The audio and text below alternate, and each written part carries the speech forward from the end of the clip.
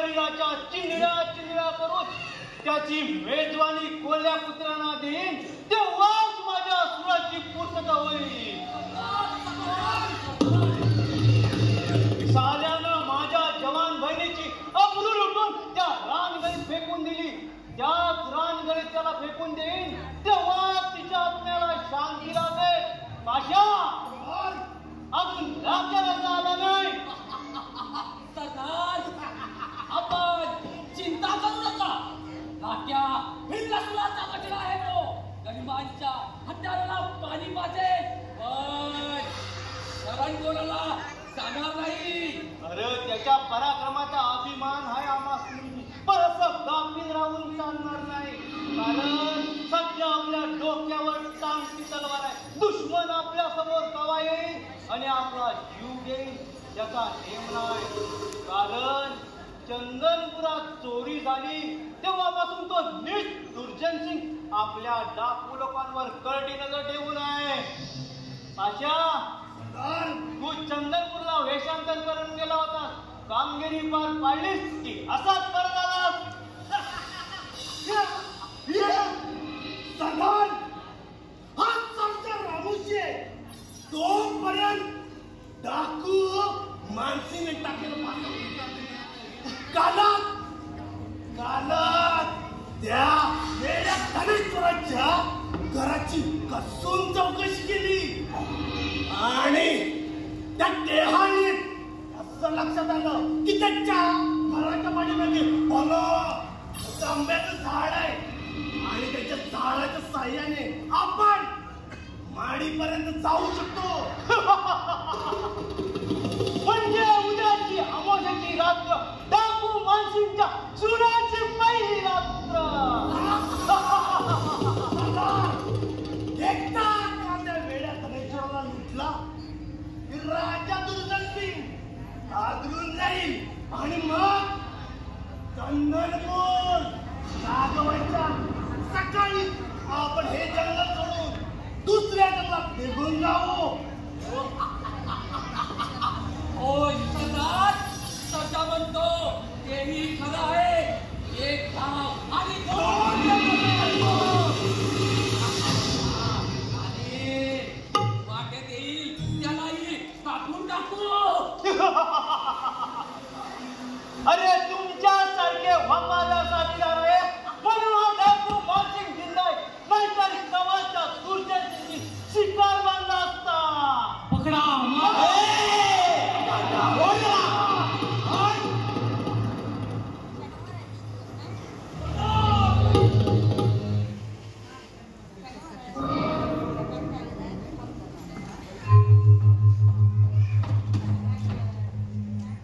राख्या कोण आहे हो? मला माहित नाही, पण त्या राजकडे राजा तुझं या पोराला कापा काय मारा अशा आरोळ्यात येत होतो, पण माणूसचे म्हणून मी याला वाचवला. अरे तुला जी दया आली होय आणि सरदार, तू याला मदत केली. होय सरदार. अरे राख्या इथं आपला जीव धोक्यात आहे, त्यात याला कुठे सांभाळत असणार मला आपण. याला उचलून direct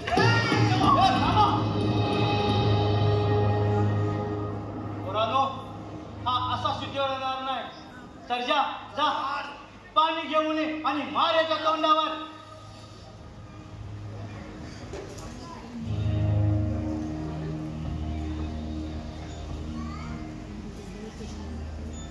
सर्जा पकड.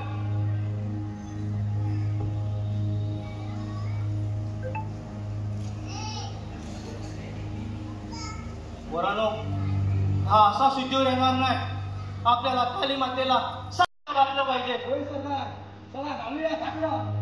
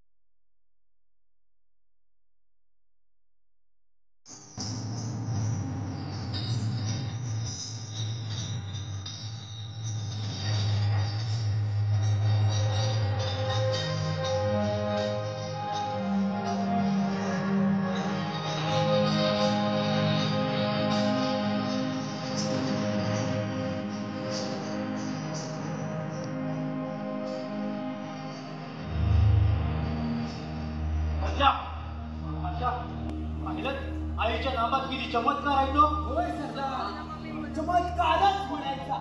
सध्या अशा पाणी पाजा.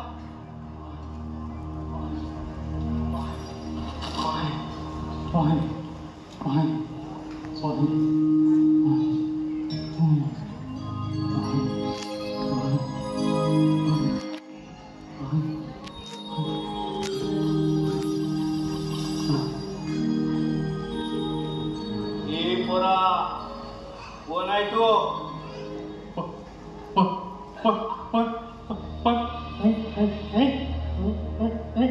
मी इथे गेला तुम्ही मला. आम्ही डाकू ही डाकू माणसांची गुहा आहे.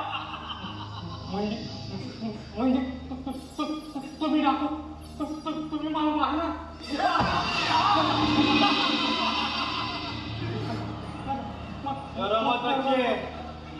हे डाकू माणसिंग मरताय तो दुश्मनाशिवाय कुणालाही ठार मारत नाही.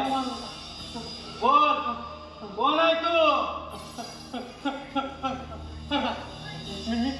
मी खरं सांगतो, माझं नाव राय.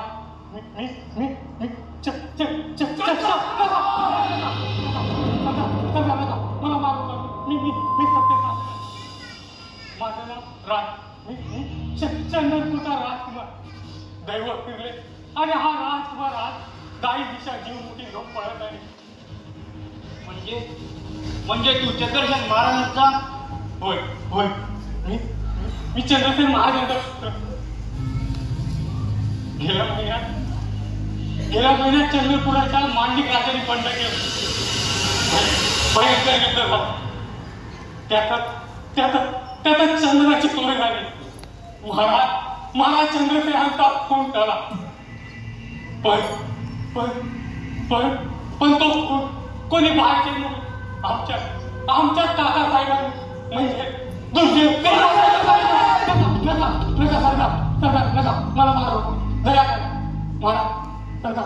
महाराज चंद्रसेनांचा खून त्या दुर्दैवी केला. आणि हे सत्य फक्त आमच्या महाराष्ट्राला म्हणजे विश्वकर्माला माहीत होत आहे. आणि तेव्हापासून त्यांनी दुर्दैवी आणि आम्हा दोघांनाही बंदिस्त करून ठेवलं होतं सरकार. मग तू तिथून निसटलास कसा?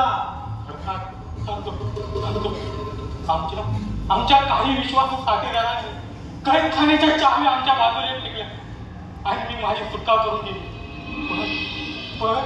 पण हे सत्य जेव्हा त्या दुर्दैवाला समजलं तेव्हा त्याने विश्वकर्माचं सर्व कुटुंब उद्ध्वस्त केलं सरकार. त्या नगरात आश्रय घ्यायचा सोडून तू या चिंगलच्या दिशेनं? काल रात्री मी नगरातल्या शंकरच्या मंदिराचा आश्रय घेतला होता. पहाट झाली बाहेर पडलो. 4 दिवसाचा उपाशी, पोटात अन्नाचाही कण नाही. भर दुपारी पायाला उन्हाचे चटके भाजत होते. घशाला उरट पाकायला. एका ठिकाणी पाणी प्यायला थांबलो. तो त्यांनी दुर्दैवाच्या सैन्याने माझा पाठलाग केला. त्यांच्यापासून कसा बसा जीव वाचून पळालो आणि या निर्जस्थळी येऊन पडलो. शुद्धीत आलो तर तुम्ही सर्व समोर होता.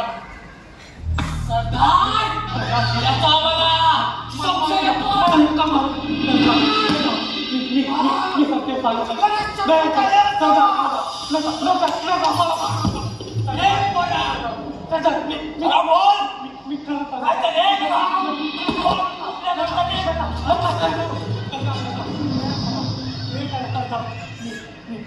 मी खरं सांगतो. खरं बोल. तू शत्रूचा हेर आहेस की त्या दुर्जय सिंगचा खात्रीचा माणूस आहे?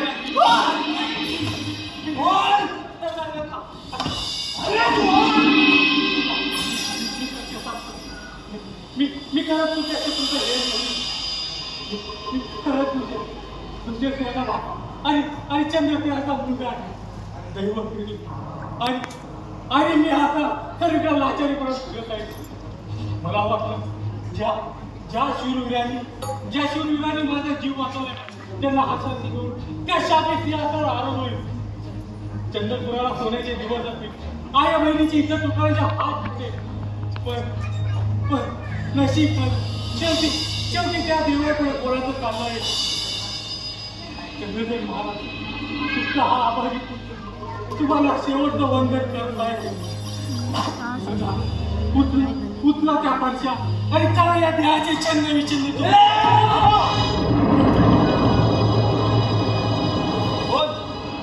चंद्रपूरचा राजकुमार राज काय?